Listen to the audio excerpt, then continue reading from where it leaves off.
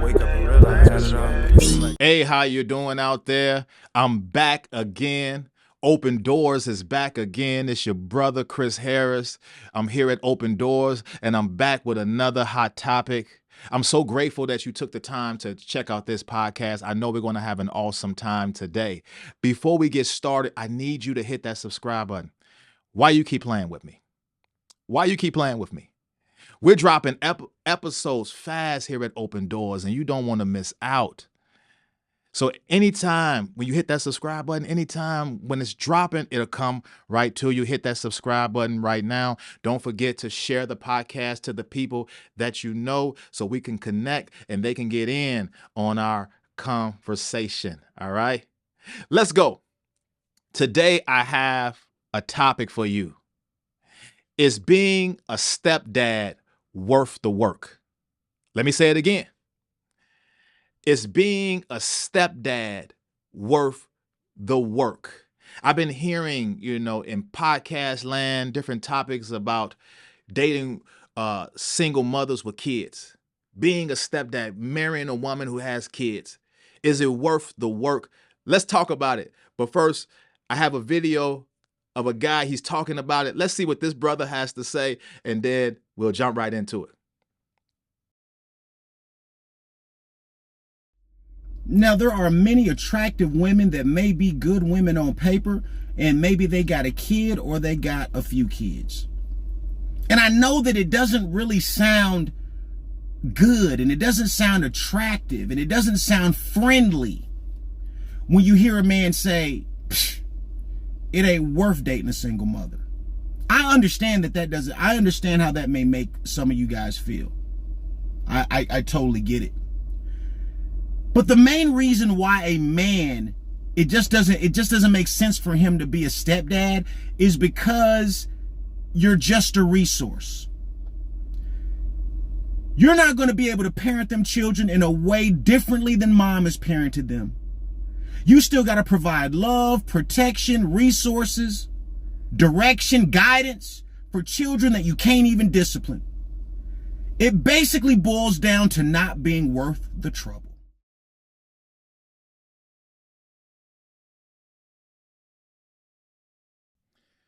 All right, so let's get into it. Is being a stepdad worth the work? First thing, let me just say this real quick as we get started. As the brother was talking about single mothers with kids, and I was thinking now, some of us are different ages. We have different age groups. But I was just thinking to myself, just off the jump, right? If you're in the dating scene, I don't know how old you are, but 90%, in my opinion, 90%, maybe that's less, maybe it's 85%. Depending on how old you are now, if you're in college or, you're in your early 20s, maybe, okay, maybe. But I was just thinking about this subject just in its totality. Probably 90%, maybe we can subtract that 85% of the women that you're going to meet probably will have kids. Because at this stage, a lot of women, now some don't, some haven't had kids yet. Some have, they've been into their career and they've been concentrating on their career, so they haven't had kids. But I believe that's a small percentage. But I believe 85%, 90%, I'm going to say 90%, just from what I've seen, 90%. I'm going to go with that large number, 90%. Probably if you jumping into the dating scene, brothers, 90% probably going to have kids. That's just my opinion. You probably got kids. You might not be taking care of them, but you probably got kids. You might owe child support, but you probably got kids at your age. But that's just there. I just want to throw that out there because when I hear this topic, I'm like, well, how many women are you going to find without kids? Depending on how old you are. But is being a stepdad, I don't want to lose focus on the topic. Is being a stepdad worth the work? Let's talk about it. And the reason I can talk about it because I'm a stepdad, even though I don't consider myself a stepdad, but technically I'm a stepdad. Let me tell you this. Being a stepdad is not for the weak. It's not for the weak, let me tell you. Just off the topic, the beginning, it's not for the weak. It's challenging. You have to be led by God to jump into that role. It's a challenging role. It can be a challenging role. It's not for the weak. It's not. It's not. You need to be led by God. You need to pray about it because you're jumping into something that you really have to be ready for. Now, I will say this. Every situation, and when I mean situation, relationship. So if you're dating or you're getting married to some woman who's having kids, who has kids, I'm sorry, who has kids, every situation is not the same. Nope. Every situation is not the same. So the dynamics of your relationship as you come together as a family can be different in the next man's relationship and their dynamics as they come together as a family. But what you need to do is know the dynamics. All right. The brother, he was saying that you're not going to be able to discipline the kids like you want to discipline the kids. That's not necessarily true. In some instances, it can be true because she's been a single mother and she's been raising her kids, the woman, and she's been disciplining them a certain way. But that's not to say that she won't allow you to discipline them the way that you would want to discipline them if she agrees with the way that you are going to discipline them. That's why I said that you need to first know the dynamics. I've done a lot of weddings. I officiate weddings as a pastor. And one of the things that I've done also is premarital counseling. And I love premarital counseling. And the reason I love premarital counseling because for the bride and the groom, it lays out expectations. I mean, with premarital counseling, we talk about money, finances. We talk about intimacy. We talk about strengths and weaknesses because you need to know because you're not dating anymore once you get married. You're coming together as one. You're living together. You're forming a family together. So if there are some things like I asked them, I said, what are some of the things that's different from what does he do? Like I'm talking to the lady, what does he do that's different from you? What does she do that's different from you? What are some things that you would call his strengths? What are some things that you would call her strengths?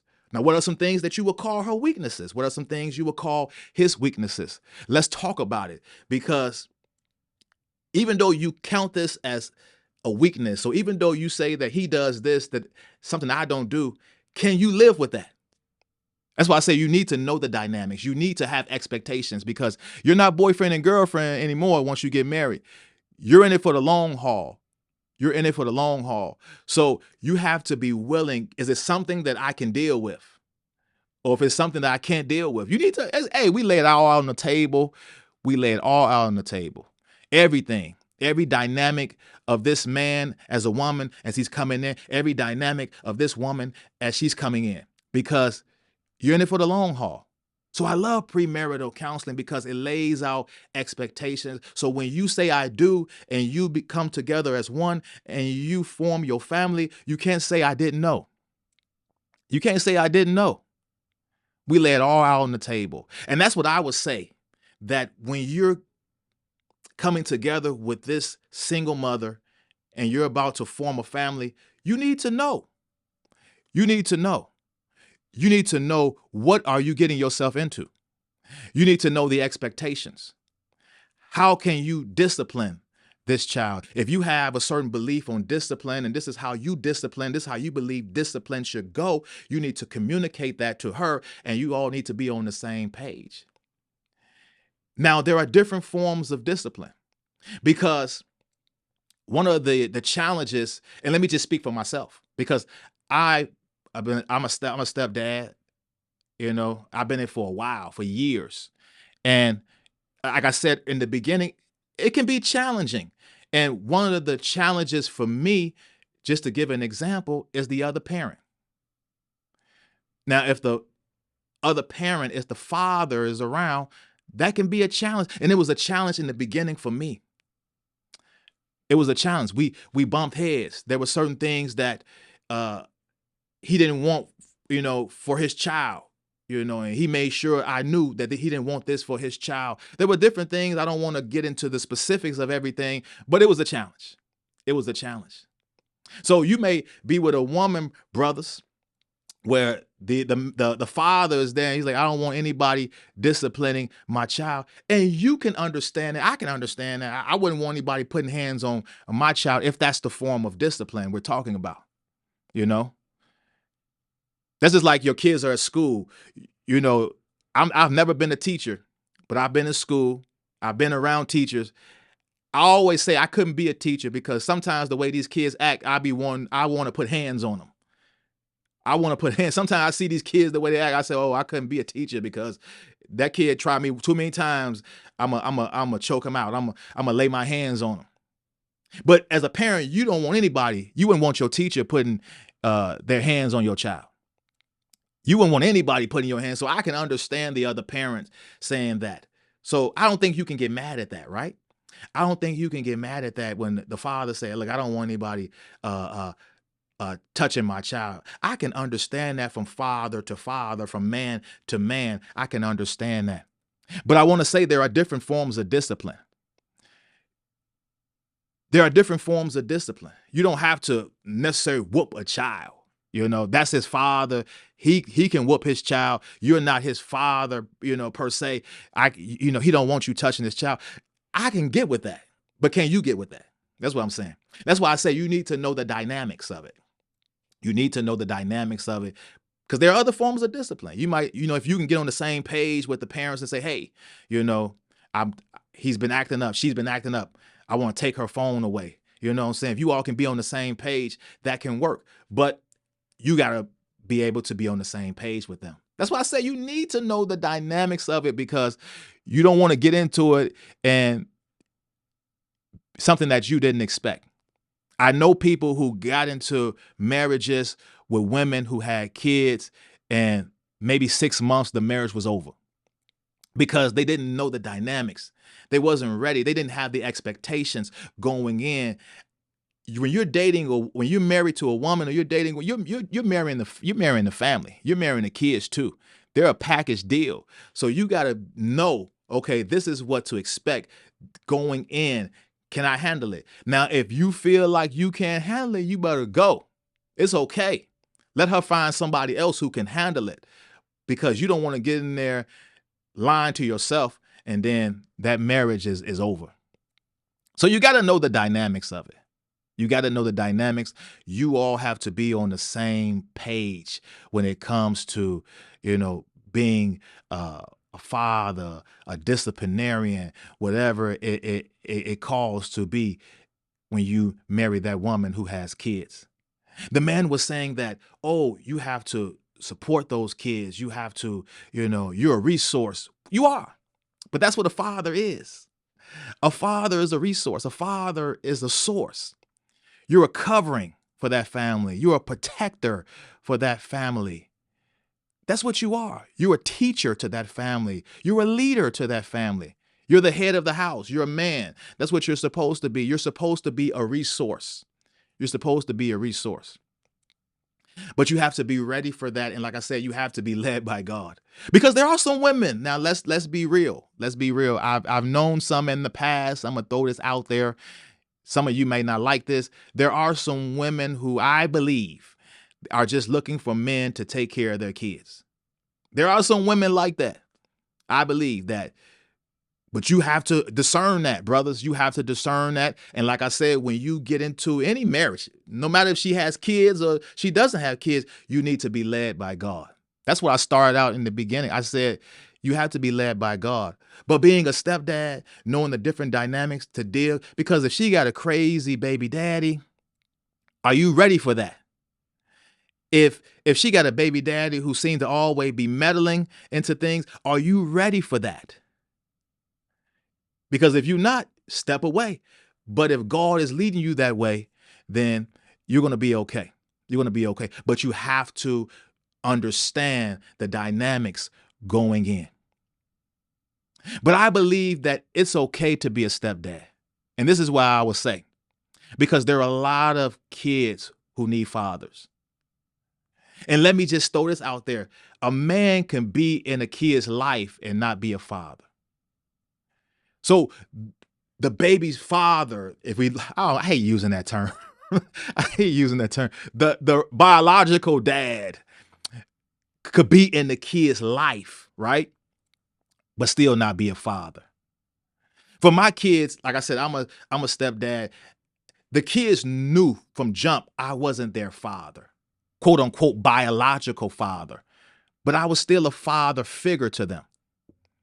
I was still a father to them. And you don't have to be blood to be a father. My pastor is a spiritual father to me. You don't have to be blood. Someone at your job, an older person, can be a father to you, mentor you, guide you in your career. You don't have to be blood. You don't have to be blood to be a father. No. A coach can be a father to you. So let's get that out the way. That myth, you have to be blood. It's only about blood. No, you don't have to be blood. But God can position you with a kid to be that father figure, or be that father to him, to or her, to raise them up, to build them up, to pour into them. That's your assignment. And there are a lot of kids out here who need fathers. And their original or blood father could be there, but is slacking on the job. And you can be that father figure to them. And that's what they need. They definitely need that. So don't shy away from that if God is calling you to do that, because there are so many people out here. You know what? In our society today, you see a lot of these kids going into the juvenile system, getting in trouble, going and dealing with things they shouldn't be dealing with. If men would step up and be fathers to them. And I'm not just talking about blood fathers. Like I said, if men would step up and be fathers to them, guide them, mentor them. Men, there are a lot of young ladies who need to know what a real man is. Trust me. They fall for these. Sometimes you see these young ladies, and young ladies become older ladies, and they do the same thing, and they fall for men, and you be like, what are you doing? Like, really? This is the type of man, because they don't have any guidance. They don't know. But if they had an example, how can a lady know what a real man is if she never had a real man in her life, right? If she never had an example. That's where you come in. Be that example. They need it. But are you willing to take the job? Because being a husband anyway is a sacrifice. The Bible said, love your wife, brothers, husbands, as Christ loved the church. What's the one thing that we can point to that Christ did? He sacrificed for the church. So you have to sacrifice. So maybe there are some things that you would do in that, but because of the dynamics of the family, the man, the other father is there. He's the woman. There are certain things that she doesn't like. Sometimes you have to step back a little bit and modify your ways. That's called sacrifice. But in the end, you're going to fulfill the assignment that God has you there for. So brothers, do it. If God is calling you to do it, do it. Do it, because there are a lot of people who need fathers. Their life is depending on it. Their destiny is depending on it. They need someone to guide them. A young lady needs a real man in her life. A young brother needs a real man in his life to show him to be a man when he gets older. So brothers, I call you, do it. Don't worry. It's okay. As long as God is leading you there. But like I said, you have to know the dynamics before you get into it, because if you don't, you may be in for a big surprise. I would love to hear your opinion on this topic. Is being a stepdad worth the work? Talk to me. Let me know in the comments section. Let me know what your viewpoint is on this conversation. That's all I have for you today. Before I get out of here, I want to give a shout out to the Dream Team, Blessed Dreams Production, my boy Alfred, and Eyes Have Not Seen, my sister Marilyn. And to the next time another episode drops here at Open Doors, be blessed. I'll talk to you soon. Don't ever take nothing for granted, man. Hey, you gotta wake up and realize